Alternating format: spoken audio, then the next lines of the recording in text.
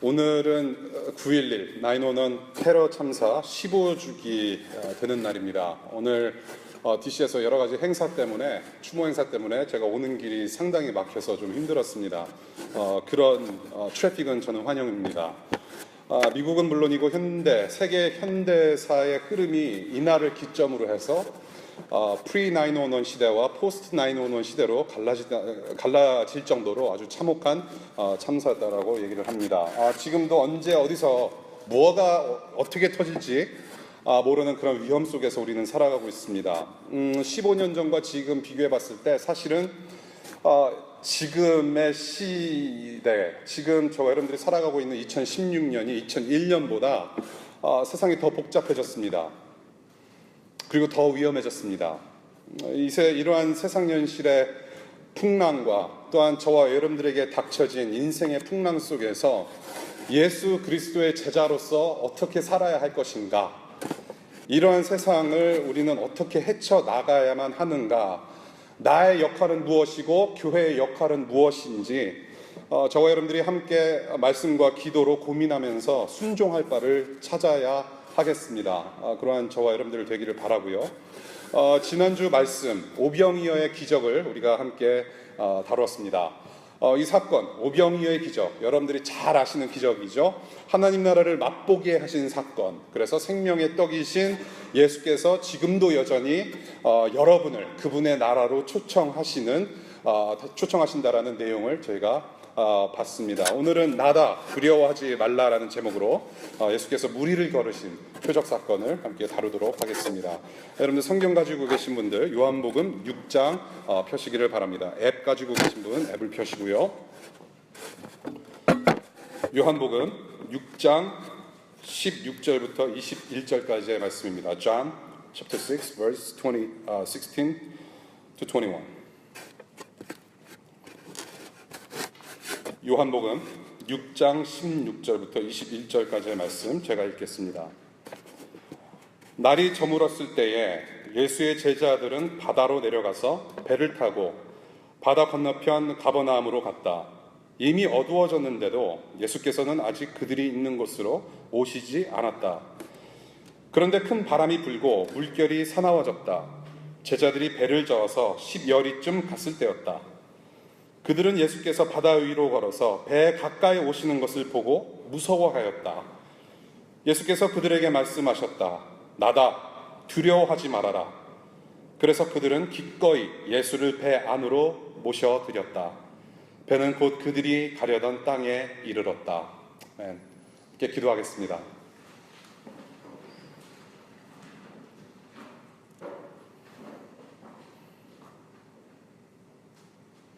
언제 목숨을 잃을지 모르는 그런 세상에 이렇게 주님의 말씀 앞에 저희가 머리를 숙였습니다. 하나님, 저희는 너무나도 연약하고 죄악된 존재들이며 주님께서 공급하시는 생명이 아니고 주님의 은혜가 아니고서는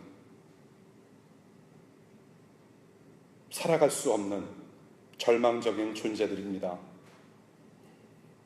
주님의 말씀을 대하면서 설교를 하고 또 듣습니다.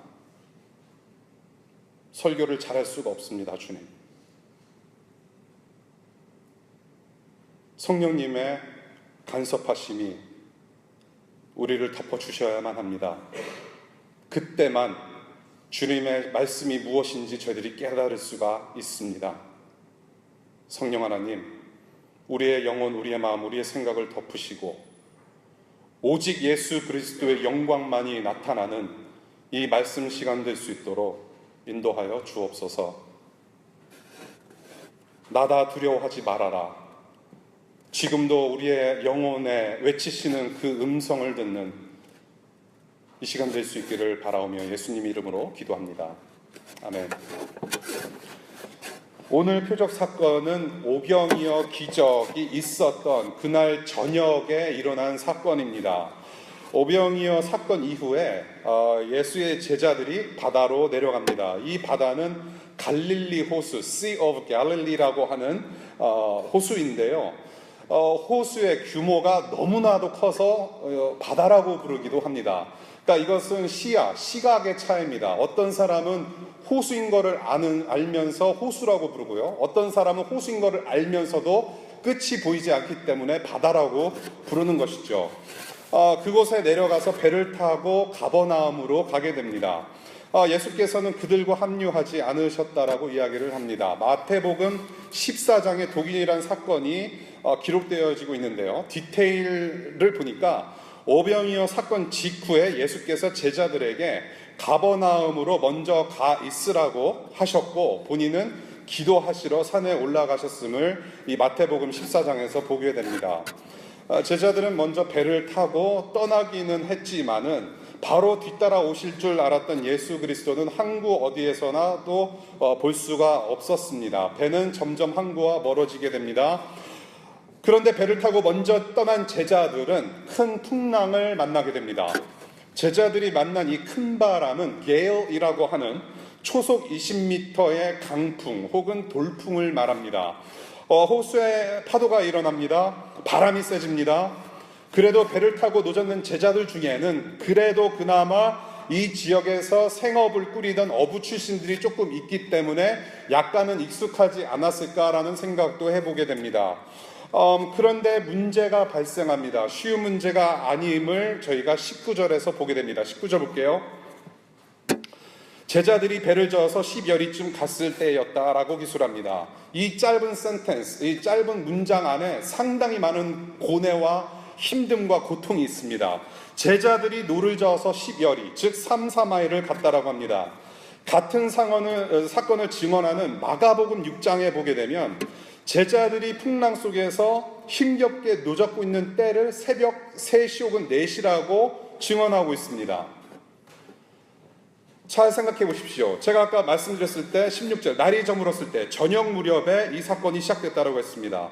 저녁에 해질 무렵에 항구를 떠나서 노를 저어 가는데 새벽 3시, 4시가 될 때까지 수시간 동안 풍랑 속에 갇혀 있었다라는 것입니다.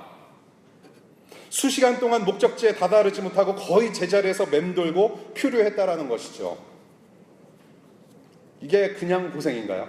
잘 생각해 보세요. 배에 익숙하고 물에 익숙한 어부들도 있었습니다. 3, 4마일을 가려면 최소한 1시간 정도 거리일 것입니다. 예를 들어서 저녁 무렵에 출발을 했는데 새벽 3시, 4시가 되도록 도착하지 않았다라는 것이죠. 엄청난 고생입니다. 지난 월요일 레이버데이 때 저희들이 고기를 굽는 노동을 했습니다. 우리 교우분들 몇 분들과 함께 피크닉을 했어요. 이제 호숫가로 가서 피크닉을 하는데요. 이제 밥을 먹고 이제 호숫가로 갔습니다. 그래도 이제 사진 한 장 남는 거니까 사진 찍으러 간 거죠. 호숫가를 봤어요. 호수에서 배 타는 사람들을 봤습니다. 호수나 바다에 배가 떠 있으면 낭만적으로 보입니다. 참 아름다운 광경이죠. 우리 일반인들에게는 정말로 낭만적으로 보일 수가 없어요. 너무나도 아름다워요. 그런데 물을 아는 사람들, 뱃사람들, 물에서 생계를 이어가는 사람들에게는 절대로 이 물은 낭만적이지 않습니다. 물이 무섭다는 것을 알기 때문입니다. 물의 무서움을 아는 사람들. 저도 호수에서 제 아내인지 제 과거의 여자친구였는지 아무튼 기억이 잘 안 납니다만은 그런 호숫가에서 노를 전 적이 있어요. 몇 번씩 있었는데 저는 제 아내가 탔다라고 생각하는데 본인은 아니라고 또 거부를 해요. 그래서 제가 상당히 좀 이상하죠. 호수에서 노를 저어봤는데 잔잔한 물결에서도 사실 노를 젓는 것은 그렇게 쉽지 않습니다. 호숫가 한번 돌면 남자친구, 남편의 손에는 물집이 잡힙니다. 그거를 여자분들이 아셔야 돼요. 네, 오빠 한 번 더 줘봐. 그래. 그러면서 힘자랑할 것 아니란 얘기입니다. 잔잔한 물결에서도 노젓는 것이 힘든데 하물며 강풍, 돌풍이 일어나는 그러한 상황 속에서 이 어부들 그리고 이 장정들은 얼마나 힘들었을까요? 이것은 그냥 힘든 것이 아니에요. 이것은 물집 잡히는 정도가 아니라 생사가 눈앞에서 아른거린다라는 얘기죠. 인생 최대의 위기를 맞게 된 아주 긴박한 상황. 이 상태에서 목적지까지 가는 것은 물론이고 생존 자체가 불가능해 보이는 그런 상황이라는 것입니다. 바로 그때 예수님께서 오십니다. 예수께서 유동치는 바닷물 위를 걸어서 배 가까이 오신다고 합니다. 칠흑 같은 어두운 밤에 거친 풍랑이 있는 물 위를 걸으셔서 제자들에게 딱 나타나십니다. 그런데 이 제자들은 예수를 보고 두려워합니다. 무서워합니다. 마가복음 6장에 똑같은 사건이 기록되어 있습니다. 이 묘사된 상황을 보니까 유령 같아서 무서워한다라고 표현을 하고 있습니다. 가까이 오신 예수가 유령 같아서 무서워한답니다. 배가 뒤집어져서 다 죽게 생긴 이러한 상황 속에서 공포를 느끼는데, 더 놀라운 것은 분명히 예수는 맞는데 유령으로 다가오신다라는 거에서 엎친 데 격친격이 되었다라는 얘기예요. 완전 퍼펙트 그 fear, 공포. 예수를 보고 공포를 느꼈다? 예수를 보고 공포에 느꼈다?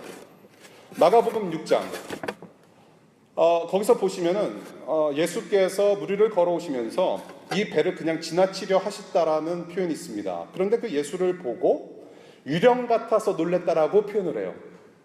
예수인 거를 알았는데 물 위로 걸어오시는 모습이 유령 같아서 놀랬다라고 얘기를 해요. 재작년에 저희 수양회가 있었는데요. 수양회에서 저희는 우리를 바꾸는 시간이라고 해서 우밭이라는 테드 비슷한, 테드 아시죠 여러분? 세밭이 아시나요? 세계를 바꾸는 시간 아시나요? 예, 우밭이라는 것이 있어요. 이렇게 15분 동안 강연을 하는 것입니다. 제가 이제 교회 사역을 하면서 우리 교회의 청년분들, 교우님들 이렇게 전문 지식이 많은 분들이 많으니까 괜히 이렇게 강사님들 비싼 돈으로 모셔오는 것보다 우리 교우님들이 강사가 돼서 우리가 배우는 입장이 되고 서로 가르치고 배우자라는 의미에서 테드 비슷한 그런 그 강연회를 저희가 수양에서 실시를 했습니다. 그것이 이제 우리를 바꾸는 시간입니다. 여러분들 유튜브에 검색을 하시면 나와요. 그 강의 내용도 나오고 하이라이트도 있습니다. 상당히 은혜롭습니다. 그냥 우바시 치면요, 어떤 저기 헤어살롱의 그 미용 강좌가 나오고요, 우바시 DC2DC를 쳐야만 저희 강연이 나와요. 그러니까 조심하시길 바라요. 우바시에서 그때 이정윤 교우님께서 발표하신 내용 중에 이런 내용이 있습니다. 뇌 연구를 하는 우리 공부하시는 교우님이신데요. 아미그달라라는 그런 뇌 조직이 있대요. 뇌 속의 한 부분을 그때 저희가 배운 적이 있는데요. 공포를 느끼게 하는 뇌 조직이랍니다. 또한 공포를 느끼지 않아도 되는 상황에서도 공포를 느끼게 되는 것도 이 조직에서 작용하는 거라고 저희가 배웠어요. 인간의 연약함을 보여주는 것이 아닌가 싶어요. 아마도 예수님께서 죽으실 때도 그 죽음에 대한 엄청난 공포를 이 조직을 통해서 느끼셨을 거란 얘기입니다. 예수 그리스도는 100% 인간이시며 100% 참 하나님이셨습니다. 이미 예수님께서 죽으실 때도 그렇겠지만은 죽으시기 전에 겟세마네 동산에서 땀이 핏방울처럼 떨어졌을 정도로 기도하셨다라는 것은 굉장히 심리적으로 불안하고 심리적으로 공포를 느낀 상태라고 표현들을 합니다. 그때 이 예수 그리스도의 뇌 안에서도 이 아미그달라라는 뇌 조직이 작용을 했을 거라는 얘기죠. 이 제자들은 지금 이 전에 무엇을 경험했습니까? 오병이어를 경험했어요. 자기들의 스승을 통해서 오병이어의 기적을 체험한 사람들입니다. 감격했습니다. 그 감격이 채 가시지 않은 상태에서 배를 탔습니다. 그러니 예수를 봤으면 공포를 느끼지 말아야 하는 상황입니다. 우리 예수께서, 내 스승께서 오병이어의 기적을 베푸셨다. 5,000명뿐만이 아니라 거의 10,000명 되는 사람들을 먹이신 사건을 직접 목격했음에도 불구하고 자기의 스승을 보고 공포에 질렸다는 것이죠.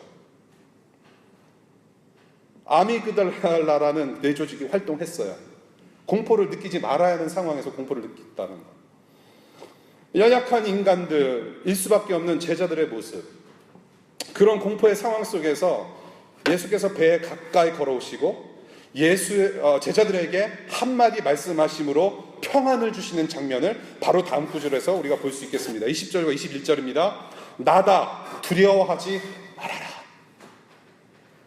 나다 두려워하지 말아라. 예수께서 공포에 떨고 있는 제자들에게 말씀하세요. 거친 풍랑 가운데 죽게 되었던 제자들이 이 한마디 듣고 기꺼이 예수를 배 안으로 모셨고요. 곧 그들의 목적지인 가버나움에 무사히 안착하게 되는 장면입니다. 그 한 말씀, 나다 두려워하지 말아라. 풍랑과 두려움, 극심한 공포를 한순간에 묻어버리는 주님의 음성이었다는 것이죠. 나다 두려워하지 말아라. 그리고 예수께서 그들과 함께 탄 배는 곧 목적지에 다다랐다고 얘기를 해요. 곧. 어부 제자들이, 장정들이 밤새 그렇게도 노력해도 갈 수 없었던 그곳에 예수께서 승선하시니 곧 도착하게 되는 또 다른 기적을 이 사람들은 경험하게 되었다는 것입니다. 예수 그리스도께서 제자들에게 구원으로 오셨고, 또한 예수 그리스도는 구원 그 자체라는 것을 오늘 본문을 통해서 볼 수가 있습니다. 오늘의 본문을 이렇게 쭉 봤습니다. 길지 않은 오늘의 본문, 오늘 주님께서 우리 공동체, 저와 여러분들에게 주신 말씀, 마가복음 6장에서는 제자들이 강풍을 만나서 힘들게 노젓는 모습을 주님께서 보셨다라고 얘기를 해요. 정말 예수님, 왜 그러시는 걸까요, 도대체? 우리 예수님의 의도는 무엇일까요? 왜 막지 않으셨을까요? 그 의도는 도대체 무엇이고, 그 예수께서 이렇게 밤중에 유령처럼 나타나셔서 제자들에게 가르치시려고 했던 것은 도대체 무엇이었을까요? 저는 이렇게 생각하고 싶습니다. 이 사건은 창조주이신 하나님의 아들 예수 그리스도께서 자연 만물을 다스리시고 제자들을 목적지까지 인도해 내심으로 자신의 능력만으로 구원을 이루어 내신다라는 메시아로서의 능력을 보이셨다라는 것입니다. 그것이 오늘 저와 여러분들이 함께 본 사건의 요지라고 저는 봐요. 그렇다면 주님께서 더 많은 기적을 베푸셨습니다. 요한복음 뒤쪽에 가면 이 외에도, 기록된 말씀 외에도 더 많은 기적을 행하셨다라고 얘기를 합니다. 이 복음서의 저자가 그렇게 많은 기적을 예수께서 베푸셨음에도 불구하고 이 기적 사건을 여기에 기록함으로 지금의 시대를 살아가는 우리에게 보여주시고 깨닫게 하시는 것은 무엇이냐라는 것을 생각해 봐야 한다는 것이죠. 이 사건을 통해서 저와 여러분들에게 가르치시고자 하는 것은 저는 이것이라고 봅니다. 인간의 힘과 능력으로는 도저히 이겨낼 수 없는 죽음, 인간의 노력으로는 절대로 해결할 수 없는 이 혼란한 인간 세계 풍파를 거뜬히 다스리시고, 오로지 그분의 능력만으로만 영원한 하나님 나라를 향한 구원을 이루신다라는 그것을 지금 우리에게 가르쳐 주시고 계신다라는 것입니다. 그냥 2000년 전의 사건으로 끝난 것이 아니고 그냥 능력의 주님께서 기적을 행하셨다, 풍파를 이겨내셨다, 거기서 끝나는 것이 아니라 지금 그 사건이 저와 여러분들에게 주는 교훈은 무엇이냐면 구원을 이루시는 예수 그리스도, 인도해 내시는 예수 그리스도, 저와 여러분들의 삶은 능동태로 표현되는 삶이 아니라 수동태로 표현되는 삶일 수밖에 없다라는 것을 오늘 본문에서 보여주고 계시다는 거예요. 사실 마태복음 14장 같은 사건을 그려내고 있는데요, 이 마태복음 14장에 보면은 베드로가 이런 상황 속에서 자기도 물에 걷게 해달라는 요청을 예수께 합니다. 그 유명한 장면이죠. 그런데 이 본문을 가지고 나도 베드로와 같은 믿음을 주시옵소서, 물에 걷는 기적을 나도 행할 수 있도록 도와주시옵소서, 뭐 혹은 또 베드로가 사실 물에 또 빠졌죠. 그러면 믿음이 없어서 베드로가 물에 빠졌으니 그런 믿음은 주지 마시옵소서, 뭐 그런 식으로 이제 뭐 해석해서 교훈을 얻을 수가 있겠다라고 얘기를 하는데요.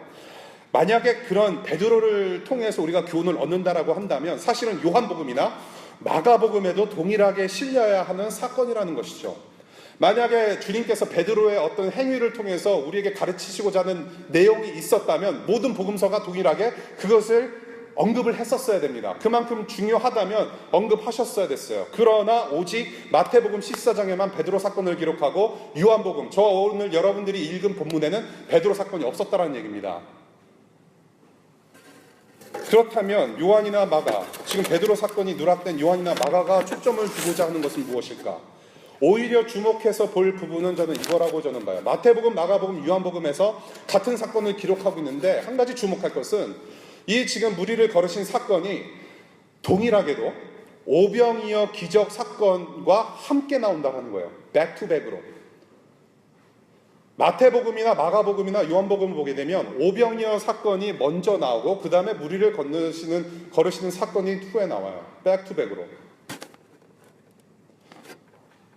왜 백투백으로 이렇게 우리에게 기록으로 남기셨을까?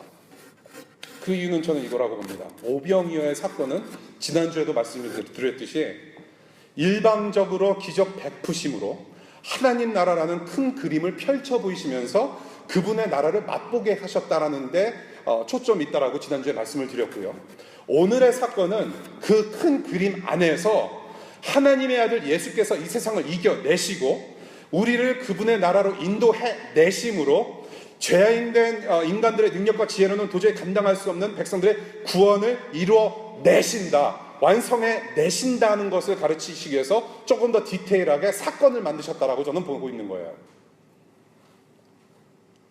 큰 그림으로 하나님 나라를 보고 나서 실제적으로 저와 여러분들이 그 하나님 나라 완성을 어떻게 볼 것이냐, 그것을 다루고 있는 본문이 바로 오늘의 본문이라고 저는 보고 싶다는 얘기예요. 결국 이 사건은 절망적인 저와 여러분들에게, 아무런 소망 없는 저와 여러분들에게, 세상 풍파와 영육간의 풍파 속에서 살아가고 있는 저와 여러분들에게 소망의 메시지, 기쁜 소식, 복음으로 다가왔다라는 것입니다. 이 사건이 일어나기 훨씬 전에 이미 이 사건을 시편 기자가 예언적으로 기록하고 있습니다. 구원의 여정을 예언적 시로 표현한 말씀이 바로 시편 107편입니다. 한번 열어서 볼까요? 우리 성경 말씀 가지고 계신 분들 시편 107편 23절 볼게요. 여러분들 성경 가지고 다니시는 것을 권해드립니다. 시편 107편 23편부터 30절까지 제가 읽겠습니다. 배를 타고 바다로 내려가서 큰 물을 헤쳐가면서 장사하는 사람들은 주님께서 하신 행사를 보고 깊은 바다에서 일으키신 놀라운 기적을 본다. 그는 말씀으로 큰 폭풍을 일으키시고 물결을 산더미처럼 쌓으신다. 배들은 하늘 높이 떠올랐다가 깊은 바다로 떨어진다. 그런 위기에서 그들은 얼이 빠지고 간담이 녹는다. 그들이 모두 술 취한 사람처럼 비틀거리며 흔들리니 그들의 지혜가 모두 쓸모없이 된다. 그러나 그들이 고난 가운데서 주님께 부르짖을 때에 그들을 공경에서 벗어나게 해주신다. 폭풍이 잠잠해지고 물결도 잔잔해진다. 사방이 조용해지니 모두들 기뻐하고 주님은 그들이 바라는 항구로 그들을 인도하여 주신다. 와우! 이미 시편 기자는 이미 제자들에게 닥쳐질 사건을 미리 봤다라는 것이죠. 예수 그리스도의 모습을 이미 봤다라는 것이죠. 구원의 여정을 예언적인 시로 표현을 했어요. 구원을 이뤄낼 것이다. 기뻐할 것이다. 목적지, 항구로 인도해 내실 것이다. 이것이 우리의 하나님이세요. 이 사건을 쭉 분석하고 묵상하는 가운데 이 사건은 절망적인 제자들이 풍랑 속에서 헤매이는 과정을 그려내고 있고 또 예수께서 목적지까지 안착하게 하시는 구원의 과정을 그려내고 있구나. 그러고 보니 그래서 굳이 신학적인 용어를 갖다 붙이자니 성화의 모습을 보고 있구나라는 생각이 들었어요.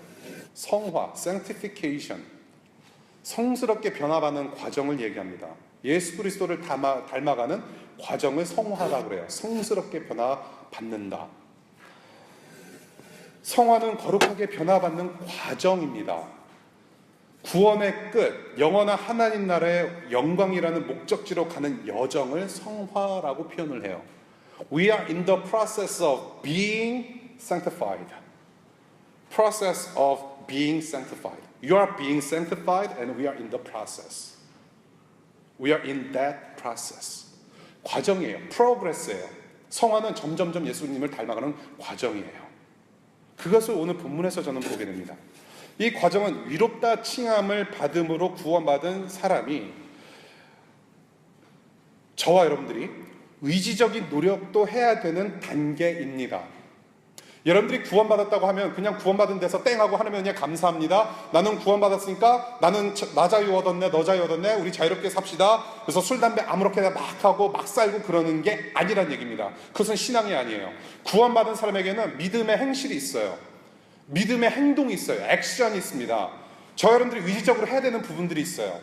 예를 들어서 말씀을 가까이 하고 말씀을 더욱더 읽고 듣고 공부하고자 하는 노력이 생기는 것이죠.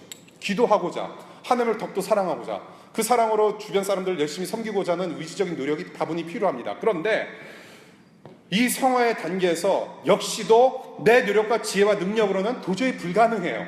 혼자 노력해서 내 지혜를 다 써서 이뤄낼 수가 없는 것이 또한 성화라는 것이죠.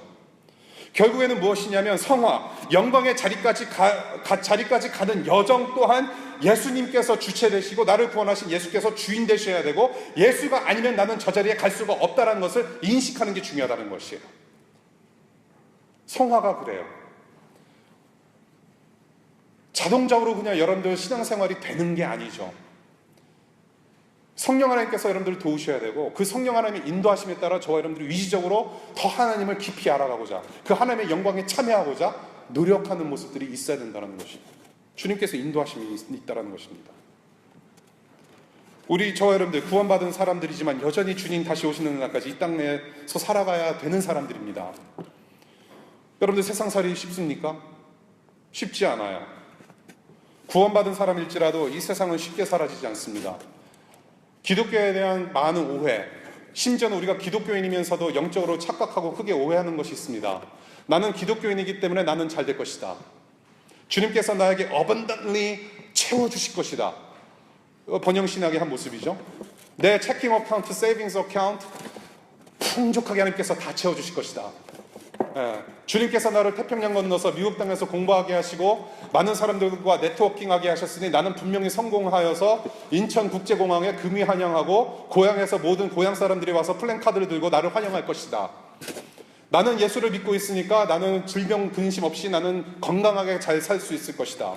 나는 예수를 믿고 나는 지금 내 자녀를 위해서 기도하고 있으니 내 자녀는 이 세상에서 버금가는 머리로서 다른 사람들은 꼬리가 되고 그런 삶을 내 자녀는 살게 될 것이다 라는 착각을 하면서 산다라는 것이죠. 엄청난 오해입니다. 예수 그리스도를 믿을지라도 크레딧 카드 값은 갚으셔야 돼요. 예수를 믿는다고 해서 저희들의 크레딧 카드 빚은 없어지지 않아요. 우리가 전에 지었던 죄 형벌 받아야 돼요. 친구들한테 잘못한 것이 있으면 가서 용서를 구해야 돼요. 기독교인이라고 해서 내 친구도 내 죄를 용서해 줄 거라는 그런 착각이 있으면 안 된다는 얘기예요. 여러분들 전도연 씨가 주연한 밀양이라는 영화 보신 분들 많이 계시죠? 밀양이라는 영화가 기독교 영화다, 반기독교 영화다. 이것은 엔타이 크리스천 무비라서 기독교인들을 막 이렇게 질시하고 반대하는 영화다. 그래서 막 수많은 기독교인들의 반감을 샀던 그 영화인데, 또 그렇게만 생각할 것이 아니라 저는 이 영화를 보면서 이것은 기독교 영화도 아니고 반기독교 영화도 아니고 그냥 영화다. 영화로 보면 돼요. 네. 그런데 기독교의 어떤 용서를 한 부분에서 그려내고 있는데, 이것이 과연 기독교에서 말하고 있는 참된 용서인가라고 했을 때 아니라는 거예요. 그 영화는 절대로 기독교에서 말하고 있는 용서를 그려내고 있지가 않아요. 그래서 기독교 영화가 아니에요. 반기독교 영화도 아니에요. 반쪽 복음이 들어간 영화예요. 복음을 전하려고 만든 영화도 아니잖아요. 전도연 주인공 아들이 납치를 당해서 죽게 됩니다. 살해를 당했어요. 납치범으로부터 살해를 당했는데, 전도연은 이제 그 과정 속에서 예수 그리스도를 믿게 됩니다. 신앙인으로서 막 거듭나요. 부흥회도 참석하고 하나님을 의지하는 사람으로 거듭나 보여요. 그런데 막상 자기 아들을 살해한 사람을 면회를 갔더니 이 사람은 이미 크리스천이 되었어요.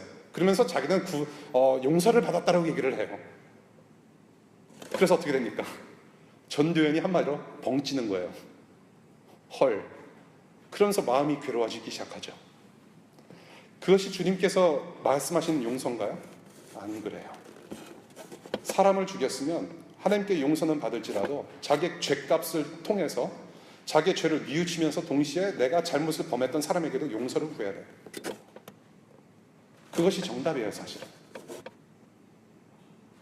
그러면서 하나님의 용서가 나에게도 임했음을 보여주고 그런 용서를 통해서 그 사람으로부터 긍휼을 또 얻고.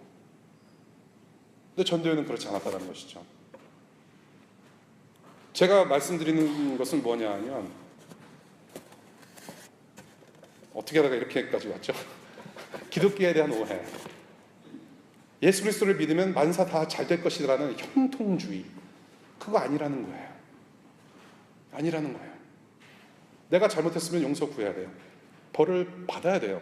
내가 책임질 건 책임지면서 예수 그리스도를 닮아가야 돼요. 세상은 쉽지 않습니다.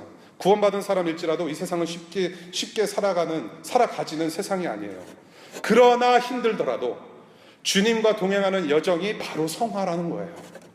이렇게 모든 삶이 거칠고 힘들고 그렇게 힘들지라도 이 여정 자체가 성화의 단계예요. 여러분들 풍파는 피할 수 없습니다. 그런데 그 풍파 가운데 주님과 함께 살아가는 여정이 바로 성화이고요. 구원의 완성으로 가는 이러한 단계가 성화라는 거예요. 결국에는 이 성화의 단계를 통해서 이 풍파를 지나감으로 해서 구원은 완성될 것이라는 것이에요. 기독교는 절대로 풍파를 피하는 종교가 아니에요. 여러분들이 기도를 열심히 해서 내게 닥쳐진 풍파를 없애주십시오.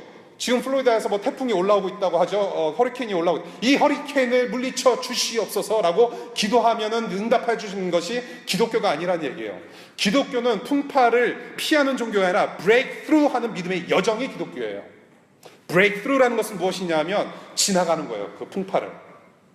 예수는 영원한 생명을 주시기 위해서 죽음을 지나셔야만 했어요.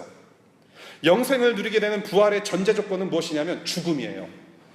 죽음 없는 부활은 있을 수가 없어요. 부활이 무엇입니까? 죽은 사람이 다시 일어나는 것을 부활이라고 표현하죠. 그러면 죽음이 전제가 돼야 돼요. 때문에 예수께서는 십자가를 피하지 않으셨다는 얘기입니다. 죽음 한가운데를 브레이크스루 하셨어요. 어두운 세상 죽음의 풍랑 한가운데를 지나가셨다는 것이죠. 여러분들 본문을 보십시오. 풍파를 없애달라는 기도가 자동적으로 나올 수밖에 없는 상황이란 것이죠. 하나님, 그냥 보고만 계셨습니까? 주님, 이 풍파 없애게 해주십시오 라고 할 수밖에 없는 상황인 것이죠. 그것이 저와 여러분들의 기도의 패턴이 아닌가요, 혹시? 그런데 예수님 보십시오. 풍랑을 없애주실 창조주의 능력이 있으셨음에도 불구하고 그 풍랑 가운데 제자들과 함께 하셨다라는 거예요. 무엇입니까? 내 힘이 아닌 예수 그리스도의 동행하심 때문에 구원이 가능한 것이고 예수 그리스도 때문에 이 성화의 삶을 지나갈 수 있다는 것입니다. 본문에서 보는 것처럼 내가 아닌 예수 그리스도 인도하심, 그분의 이끄심이 있었기에 목젖이 안착이 가능했다는 것이에요. 풍파를 함께 거쳐가시는 예수 그리스도. 또한 여기서 볼 수 있는 것은 기독교는 내 노력과 내 의지와 내 지혜에 따라서 결과가 달라지는 종교가 아니라는 거예요. 여러분들 혹시 신앙생활 오래 하신 분들 가운데 기도원 많이 가보신 분들은 아실 거예요. 기도 많이 하셨던 분들이 주변에 계시거나 했을 때 이런 말을 많이 들어보실 것 같아요. 뭔가 내가 좀 일이 안 되고 뭔가 좀 삑사리가 나는 삶을 살면 야, 그것 봐, 너 기도 안 해서 그렇다. 그런 얘기 좀 종종 듣지 않나요? 그럼 기도 더 열심히 했어야지. 기도 더 열심히 해봐. 잘 생각해 보세요. 어떤 분들은 불치병 암에 걸려서 여러분들이 기도하는 양과 질보다도 더 하나님을 뜨겁게 갈망하는 분들이 수북하세요. 그분들이 기도를 안 해서 하나님께서 암을 안 없애주신 건가요? 기도원 가서 30일 작정으로 기도하고 내 건강을 회복시켜달라는 그 눈물의 기도 하나님께서 안 들어주셨을까요? 들으셨습니다. 그런데 왜 아직도 완치의 그 회복의 복을 왜 주지 않으시냐는 거예요. 정말로 우리가 노력을 하면 하나님께서 마음이 바뀌셔서 정말로 고쳐주십니까? 여러분, 이거 기독교에 대한 오해가 또 여기 있는 거죠. 내가 노력하고 내가 좀 더 기도 많이 하고 내가 조금 더 지혜롭게 더 잘하면 뭔가 좋은 결과가 현상이 생길 것이라는 믿음. 제가 지난주에 복은 내가 찾으러 다니는 것이 아니라 복은 오는 거라고 말씀드렸어요. 그래서 여러분들이 아무리 노력해도 복은 오게 돼 있어요. 예. 내가 하나님을 감동시키는 것이 아니라 하나님의 사람을, 인간을, 죄인을 먼저 감동시키는 것이 기독교입니다. 라고 말씀드렸어요. 기도로 내가 하나님의 마음을 움직이고 바꾸는 것이 아니라 기도로 내 마음과 삶이 하나님 뜻대로 바뀌는 것이에요. 우리는 기도에 대해서 너무나도 심각한 오해를 하고 있습니다. 내가 기도를 많이 하면 내가 주님의 마음을 움직여서 기도응답을 받게 될 거야. 절대로 여러분들이 얼마나 기도하든지 하나님의 마음은 바뀌지 않습니다. 그렇게 바뀌는 하나님은 하나님이 일단 아니세요. 기도함을 통해서 하나님의 뜻을 발견하고 그 뜻에 순종하게 내가 변화받는 것이 기도라는 것이에요. 하나님이 내 비전과 꿈을 쫓아와 주시는 것이 아니라 하나님의 비전과 꿈에 내가 이끌려서 그 영광에 참여하는 것이 기독교예요. 여러분도 혹시라도 워싱턴 DC에 정말로 포부를 가지고 오신 분들 있을지 모르겠습니다. 그렇게 앉아 계시는 것 같아요. 여러분, 하나님은 절대로 여러분들의 어떤 지니, 어떤 마술 램프에서 나오는 그런 신이 아니에요. 여러분들을 늘 도와주고 여러분들이 필요한 대로 이렇게 심부름꾼하는 하나님이 아니시란 말이에요. 여러분들이 꿈과 희망, 여러분들이 정말로 이루고자 하는 무언가를 이루고자 이 땅에 왔을 때 하나님께서 이끄신 거예요. 여러분들의 뭔가를 성취하기 위해서 하나님을 도구로 사용하지 마시라는 얘기예요. That cannot happen. 그런 오해에서 벗어나시라는 얘기예요. 제가 이 말씀을 드리는 이유는 무엇이냐면 전적으로 주님의 일방적인 이끄심이 저와 여러분들을 살리게 하신다는 것을 말씀드리기 위함이에요. 하나님께서 살리시는 거다. 이 죄악의 풍랑 가운데 빠진 세상에서 구원하시는 주님의 은혜, 내 삶에 찾아온 내가 해결할 수 없는 풍랑에서 함께 하셔서 인도해 내시는 주님의 은혜, 오직 주님의 은혜, 우리를 이끄시는 주님의 그 은혜를 잊지 말자라는 거예요. 사랑하는 여러분, 이 세상은 풍랑 그 자체입니다. 이 세상은 주님의 샬롬이 상실된 폭풍의 어둠 가운데 있습니다. 911 사태뿐만 아니라 여러 가지 비극적인 뉴스를 우리는 매일같이 접하게 됩니다. 도저히 감당할 수 없는 풍랑의 현실을 우리는 매일 겪게 되는 것입니다. 뿐만 아니라 여러분들의 일상에서, 내면에서, 내 일상에서도 매일같이 911 같은 일들이 일어나죠. 정말 가슴이 무너집니다. 마음이 무너집니다. 정말로 괴롭습니다. 우리의 영혼과 마음이 너무나도 괴로워요. 고통 중에 있습니다. DC, 워싱턴 DC, 인사이드 벨트웨이라고 표현하죠. 여러분들의 학교와 직장과 일상, 정말로 풍랑 가득한 전쟁터 아닙니까? 정말로 전쟁터가 아니라고 생각하시는 분들은 아마 월요일을 기쁘고 반갑게 맞이하실 거예요. 그렇죠? 근데 그렇지가 않아요. 저 문을 나서게 되면 월요일이 다가와요. 유남생, 그렇죠?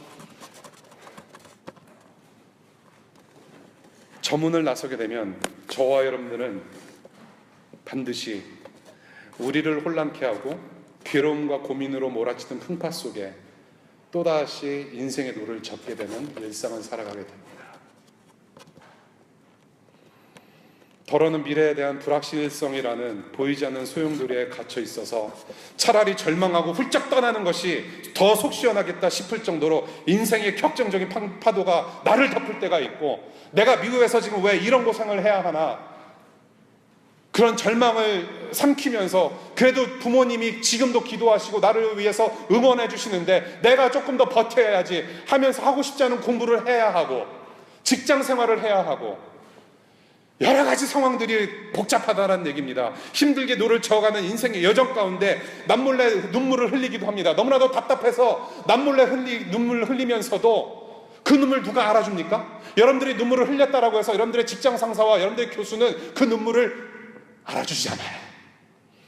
이 세상은 냉정합니다.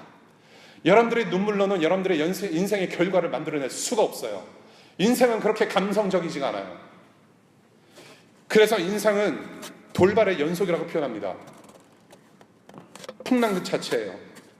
그러나 여러분, 풍랑 속에 갇힌 이 세상, 여러분들의 인생의 챕터마다 우리 주님은 주님께서 뜻하신 방향과 목적지로 차근차근 분명히 인도하시는 주님인 줄로 믿습니다. 그 믿음 가지고 살아가시기를 바라요. 풍랑을 뚫고 지나가는 것, 끝없는 호수가 바다처럼 보일지라도 우리는 불가능하지만 예수 그리스도는 가능하시다. 지금도 우리의 삶 가운데 그렇게 초자연적으로 인도하시는 사실 정말 쉽게 잊고 살아가지만, 여러분, 태평양 건너 이 땅에 오게 하셨고 여러분들을 구원하신 그 주님께서 초자연적으로 하나님의 방법대로 여러분을 책임져 주지 않으시겠냐는 얘기예요. 예수께서 좌정하신 곳이 바로 구원의 자리입니다. 자연 만물을 만드시고 다스리시는, 죽음과 생명을 통치하시는 그 부활하시는 능력의 주님, 그 주님께서 이 도시와 교회와 학교와 직장에 이르는 배에 승선하셨습니다. 동시에 DC는 여러분의 그런 광야와 같은 훈련장입니다. 지금도 예수 그리스도의 동행을 여러분들에게 가르치십니다. 하나님을 의지하는 연습을 보여주십니다. 하나님을 의지하도록 눈물도 흘리게 하시고 무릎을 통해서 주님의 이끄시는 그 구원의 은혜를 알게 하시고 하나님이 하나님 되심을 더욱더 깊이 알아가게 하시고, 그렇게 하나님을 하나님으로 인정하는 친밀한 관계 가운데 여러분과 함께 이 폭풍을 지금도 뚫고 나가고 계십니다. 나다 두려워하지 말라. 그 주님 누구이십니까? 능력의 주님이십니다. 이보다 더 큰 위로가 어디 있을까요? 내가 너와 함께한다. It is I. Don't be afraid. 어둠을 깨시고 자연을 거슬러 짓밟고 오시는 예수 그리스도의 모습, 바로 죽음을 피할 수 없는 어둡고 타락한 세상의 패턴 속에 침투하셔서 죽음의 무덤을 찢어내시고 부활하신 능력의 주님의 그 한마디 말씀, 나다 두려워하지 마라. 예수는 구원이십니다. 그 주님께서 우리의 영생의 기쁨, 하나님 보좌의 영광을 누리게 하십니다. 그렇게 인도해내실 것입니다. 하나님의 말씀은 곧 약속이라고 말씀드렸어요. 하나님의 말씀은 곧 결과입니다. 하나님의 말씀은 곧 행동입니다. 나다 두려워하지 말라. 그리고 그 말씀을 십자가에서 다시 하십니다. 다 이루었도다. 다 이루었도다. 예수는 구원이십니다. 그 예수님 지금도 여러분들과 함께 하십니다. 이것이 바로 오늘 여러분들께 드리는 참된 기쁜 복음의 소식입니다. 말씀을 내주세요.